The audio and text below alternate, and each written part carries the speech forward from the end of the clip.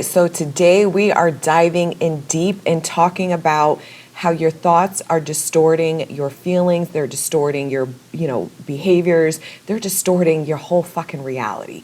So we have to change our thinking and we have to stop looking at things from this lack mindset and scarcity mindset. And I'm going to talk a lot about how that shows up in love and what you can do about it. So stay tuned, you don't want to miss this.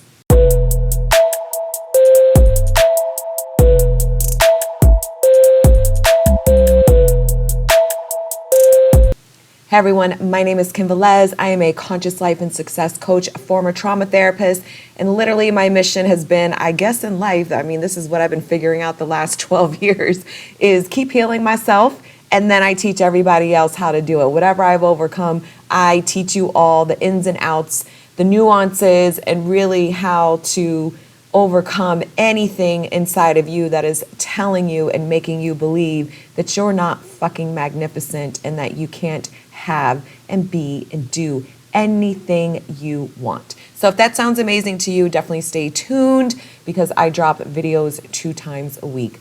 All right, so let's talk about this because this is really common. So a lot of you, when you're manifesting specific persons, right? Somebody new, whatever, apply it to whatever fits best for you, dating.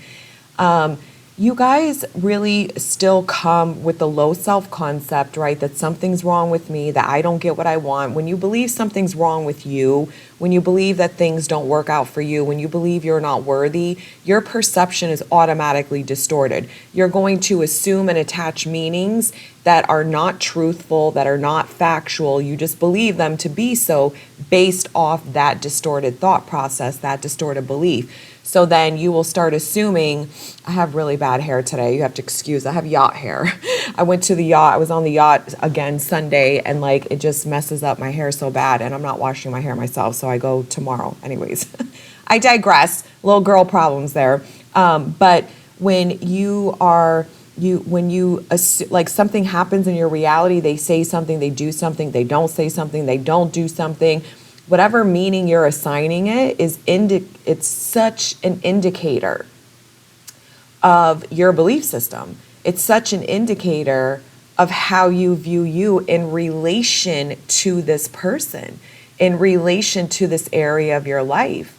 And a lot of you interpret and perceive that when the specific person or someone new is not saying something exactly the way you want, or isn't doing something exactly the way you want, or is doing something that's the complete opposite of what you want, or saying the complete opposite of what you want, you are perceiving it falsely. You are perceiving it as if that is lack of love. Like there's an absence of love in your life, that if this person doesn't choose me, if this person doesn't tell me something that I want to hear, if this person doesn't do whatever, something for me that makes me know that I'm loved in my life, then I am absent of love. I am not loved. And that is the biggest, fattest lie that you could ever tell yourself. And I know because I used to have that same belief. And so the way to work through that, the way to change that is to change your story of you, is to decide that you are worthy, is to decide that you get to have love in your life, that you are loved, whether someone's showing it in this instant or not. And a lot of you struggle with that. A lot of you are still trying to manifest something outside of you to show up different in order for you to believe and perceive that you actually have the state of love in your life, that you have love in your life. And if you would just give it to yourself, if you would just start reprogramming your mind to think a different way, to have a new perception, to have a different assumption until you believe it, then that's how it will stick in your reality. And the whole cool thing about all of this is when you actually do that, then you don't need it outside of you. And that is your true freedom in life. And somebody was, there's always idiots. You just got to send love to all the idiots in the world. But everybody has an opinion, everyone has a you-know-what.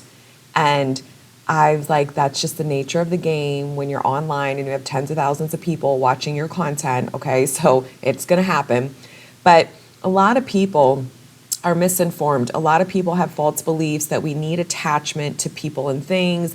And without the attachment to these relationships and people, then we're hyper independent. If you're hyper independent, that's a terrible thing to be. So I'm going to school this person, and I'll school anyone else who's not clear on what that means, what hyper independence is. So I was told that myself because I grew up in foster care. And there's a difference of being connected to source and not needing anyone or anything outside of you to give you something in order for you to know that it's in you. Okay, so there's a big difference of that person. Therefore, they are independent in the sense that everyone's a mirror to you, right? So the hyper independence doesn't even really make sense. That's just a psychological term. It's not a spiritual term. But when you look at the psychological term of hyper independence, it really means like you shut people out, that you don't lean on people. And it comes from not a good mindset, because I used to be her. I used to be very hyper independent, but it wasn't from a place of love and fulfillment and connection with source. It was from a version of me that didn't know her worth and value. And so I would cut people out. I would lean on myself because I have negative perceptions of people, that I can't trust people, that people won't have my back the way that I'll have my back. That comes from me running away from multiple group homes, multiple foster cares, and feeling like nobody had my back. So with that programming, then yeah, you're pushing away connection from people, from a version of you that is not connected to source, really, that is still doing it out of fear and protection. That is not what we're doing here on this channel. So get a clue, get a fucking clue next time you want to fucking speak out of your asshole and talk in theory rather than experience. I share everything from experience. I don't share from theory. A lot of people talk out of theory means they've never fucking done it. I'm not that way. I teach you what I've done, what I've overcome, what the fuck works. And then I've taught it to so many other people, like literally thousands at this point. And most of them get the same result, the ones that follow through. The ones that don't, then they're going to get, shitty results or half in results, half out. But so I have more and more evidence that what I'm saying is actually truth.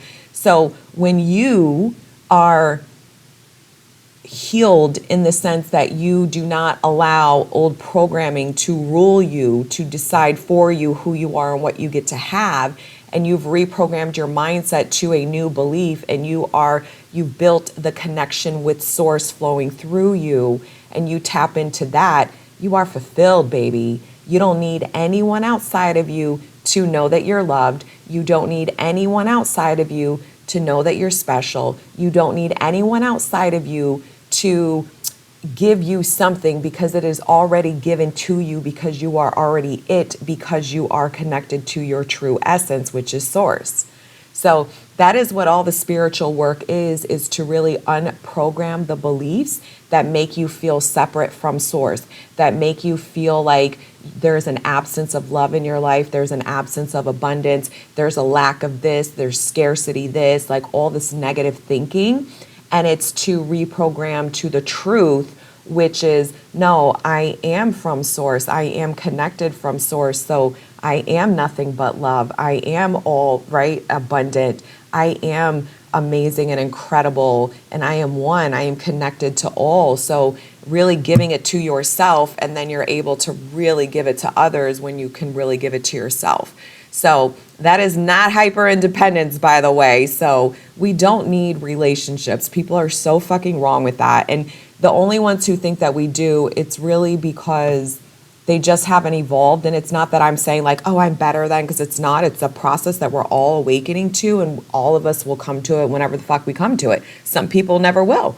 And then, some people were there way before me, right? And I had to go through my own process to really understand all of that. But it's very freeing. It's very freeing to know that I am who I am, and that I am loved, right? I am wanted. I am always enough. Like, I don't need to do anything, be different, unless I decide, I want something different about me and I want to manifest that version of myself. I get to pick and choose the realities that I desire, the types of people that show up in it.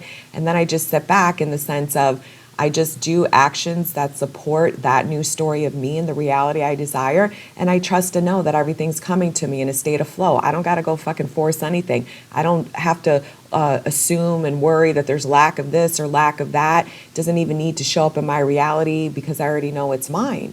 because that's the work I've done. That's what I've overcome in myself, and I still work at it every day because we fall back asleep all the time. So I'm always moving my mind to be in that state of truth, because that's really all of our truths. And so nothing is lack unless you deem it as such, right? So then if you feel like there's an absence of love, then you will be, it's like you're that dry, thirsty sponge that needs the drop of water. And when you get the drop of water from someone outside of you, it's not enough. You're still fucking desperate to be filled with water. You're dry and parched, right? And you're not giving the water to yourself. And you're going outside of you begging and pleading out of desperation to give you this water, so you know you're no longer thirsty, right? When you can just drink the water yourself. So many of you are still wanting, and needing all these other fucking people and things outside of you to define you. And that's the prison, that's the mental prison you keep yourself in. So just start looking at this stuff. Who do you want to be? And if you want help with this, this is what we do in my weekly coaching group. These powerful fucking concepts to your truth. I mean, don't you want to wake up every day and love your fucking self in all areas of your life? Don't you want to wake up every day excited about what the fuck you're creating? Don't you want to wake up every day in a state of fucking peace, internal peace, that you're like magnifying and fucking radiating, and your reality is just getting better and better, and you know without a shadow of a doubt that everything you desire is yours? Like, how different would you fucking be? How different would it be than to wake up every day fucking checking your phone 9,000 times, waiting to see if fucking SP texted you, right? Feeling like shit, feeling rejected, feeling not good enough, so desperate for your reality to shift and be different in order for you to have some fucking relief. That shit sucks. I lived that life for a long fucking time. I don't wish that shit on my worst enemy. It is the worst fucking place to be, and you don't fucking have to. You can decide to think different and to become and embody this new version of you, or you can stay stuck. It's up to you. Everybody's got their own way, but a lot of you, you really are still playing victim. You're still waiting for something outside of you to come in and be different. You're waiting for someone to do something for you instead of just like doing the inner work, changing your thinking. Like, that's literally all you're doing. You guys, some of you act like it's the biggest feat on the fucking planet to monitor your thoughts and then shift them. Now, it does require more effort and intention and discipline, because it's a new skill set you're learning, a new awareness of what's going on in your mind that you're doing. And it does cause you're going to have to do a lot of interrupting those old thoughts that have just been going and going and going and going on their own for fucking years and years and years. But other than that, that's it. That is it. It's not like we're fucking saying, go play Frogger on the fucking highway. It's not like I'm telling you to climb Mount Everest or fucking walk over lava. And it's like, shit, man, just get out of your own fucking way so you can be different. And then you know that you can have different. And then you actually do get fucking different. All right. I love you guys. And I'll see you next time. Bye.